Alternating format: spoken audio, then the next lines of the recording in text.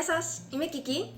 Σήμερα τραβάω το βίντεο από την Ιαπωνία και το θέμα είναι μία γιορτή της Ιαπωνίας που λέγεται Bon, την οποία γιορτάζουμε συνήθως από τις 13 μέχρι τις 15 Αυγούστου.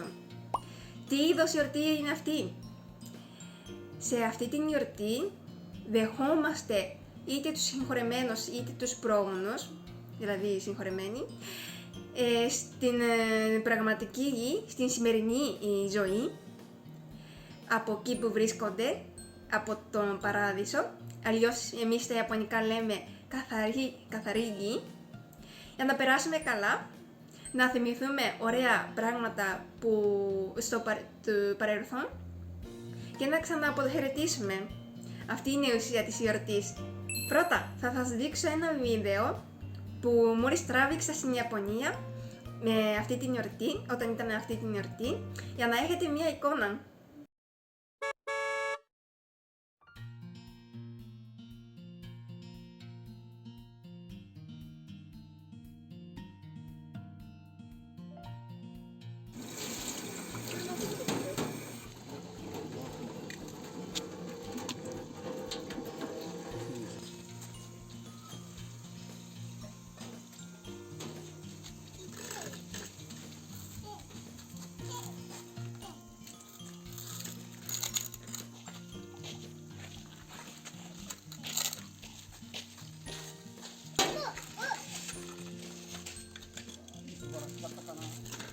長さはどうだ、長すぎるか、長すぎるのか、切るか。ハサミも。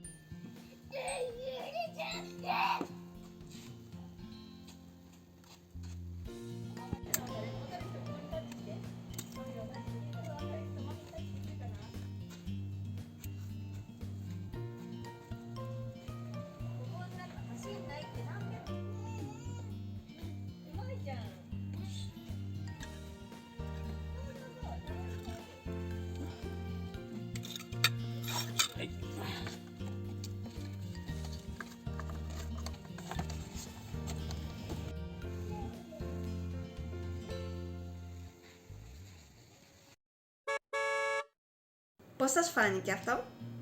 Θα σας εξηγήσω τώρα τι ακριβώς έκανα μέσα στο βίντεο. Πρώτα καθάρισα το νεκροταφείο και μετά πρόσφερα το νερό που υποτίθεται ότι πίνει ο συγχωρεμένος και το μπουκέτο λουλουδιών. Και μετά στείλαμε ευχές και ευχαριστία στους πρόγονους. Σήμερα υπάρχουν 3 τρόποι για να κρατήσουμε τα κόκκαρα του συγχωρεμένου. Το ένα είναι όπως αυτό που είδατε στο βίντεο, το κανονικό νεκροταφείο, με τον οποίο θάβουμε τα κόκκαρα στον χώμα και να βάλουμε μια ολόκληρη πέτρα επάνω. Το δεύτερο είναι ότι τα κρατάμε μέσα στο σπίτι, στο βουδιστικό βωμό. Και το τρίτο είναι αυτό που λέμε εμείς σαν πολυκατοικία των κοκκάρων.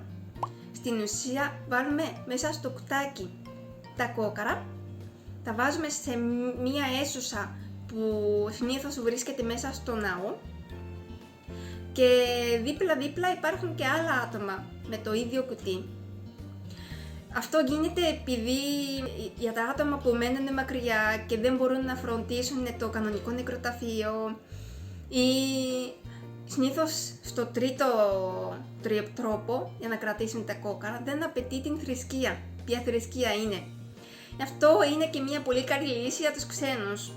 Οπότε, μία από τις πράξεις που κάνουμε σε αυτή την γιορτή Bon είναι να επισκεφτόμαστε είτε το νεκροταφείο είτε το βωμό για να μιλήσουμε με τους συγχωρεμένους.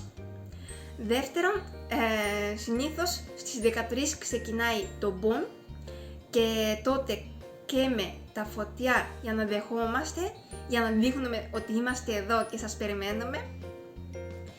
Και τότε φτιάχνουμε και ένα κείμενο με αγούρι, σαν αντικείμενο που είναι μίμηση του αλόγου, που θεωρείται ότι ο συγχωρεμένος ανέβει σε αυτό το αγούρι, αυτό το άλογο, και έρχεται γρήγορα από τον παράδεισο.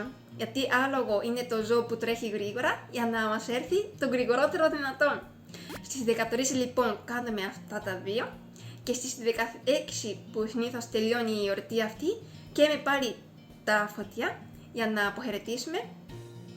Και αυτή τη φορά φτιάχνουμε ένα αντικείμενο με μελιζάνα που είναι σαν μίμηση της αγελάδας για να φεύγει, για να ανέβει ο συγχωρεμένος πάνω σε αυτό για να πάει σιγά σιγά στον παράδεισο. Γιατί η αγελάδα σε σχέση με το άλογο περπατάει σιγά σιγά.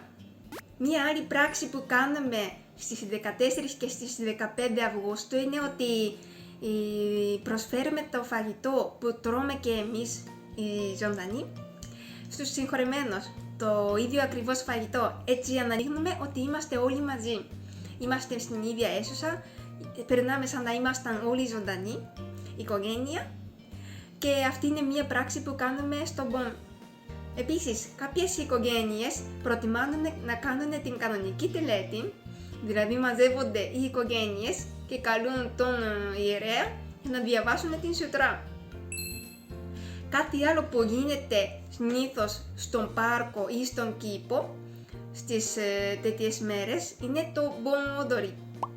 Είναι ο χορός του Bon.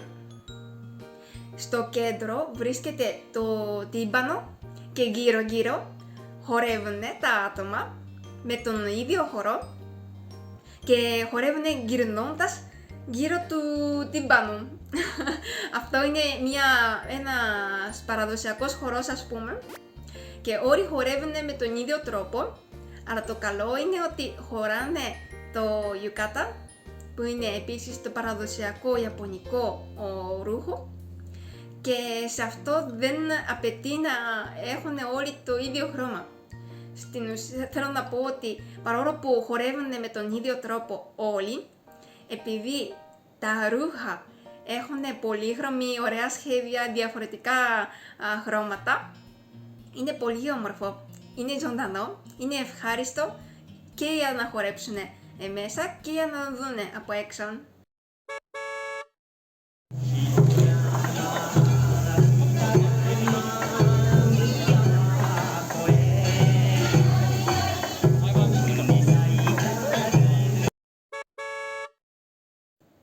Και χορεύουν αυτό το χορό Bon Odori για να εκτελέσουν το θρησκευτικό μνημόσυνο. Και συνήθως η διάρκεια του Bon από τις 13 μέχρι τις 15-16, ανάλογα με τη χρονιά, Αυγούστου, παίρνουν σχεδόν όλη την άδεια. Γι' αυτό το εσωτερικό ταξίδι, η τιμή του εσωτερικού ταξιδίου ανεβαίνει και όλοι γυρνάνε στο σπίτι, τους γονείς, κοντά στους φίλους. Γι' αυτό άμα σκέφτεστε να έρχεστε στην Ιαπωνία την διάρκεια αυτή, μεγάλη προσοχή, γιατί κυκλοφοράνε πάρα πολύ κόσμο. Μέχρι τώρα σας μίλησα τι είναι αυτή η εορτή και τι κάνουμε. Στο τελευταίο θα σας αναφέρω άμα είναι θρησκευτικό το θέμα. Υπάρχουν άτομα που λένε ότι ναι, είναι η βουδιστική πράξη. Αλλά υπάρχουν επίσης άτομα που λένε ότι αυτό το Bon υπήρχε από πριν εμφανιστεί ο βουδισμός στην Ιαπωνία. Γι' αυτό έχω μπερδευτεί. Θεωρώ ότι η εορτή αυτή είπαμε ότι υπάρχει για να θυμηθούμε τους συγχωρεμένους και το θάνατος σχετίζεται πάρα πολύ με την θρησκεία και το τι πράξεις κάνουμε και πώς θεωρείται ο θάνατος βασίζεται πολύ δυνατά από την θρησκεία. Γι' αυτό αυτή είναι η προσωπική γνώμη, ότι μπερδεύονται άμα είναι θρησκευτικό ή άμα είναι μια κλασική γιορτή που δεν σχετίζεται με τη θρησκεία. Το Bon. Θυμάμαι πως φέτος ο πατέρας μου είπε ότι θέλει να πάει να αγοράσει λουλούδια για το νεκροταφείο της μητέρας του, για την γιαγιά μου δηλαδή, γιατί στο υπόλοιπο της χρονιάς αγοράζει το πλαστικό μπουκέτο λουλουδιών, αλλά αυτή τη φορά, στην διάρκεια του Bon, ήθελε να προσφέρει τα κανονικά λουλούδια. Από αυτό κατάλαβα ότι όσο και να σκεφτόμαστε καθημερινά τους συγχωρεμένους, η διάρκεια του Μπομ μας επιτρέπει να ξαναθυμηθούμε ακόμα πιο βαθιά τους συγχωρεμένους με ωραίες μνήμες. Δεν ξέρω άμα υπάρχει τέτοια παρόμοια γιορτή στην Ελλάδα, οπότε όσοι γνωρίζουν να γράψετε στο σχόλιο. Σας ευχαριστώ που παρακολουθήσατε μέχρι το τέλος. Φιλάκια!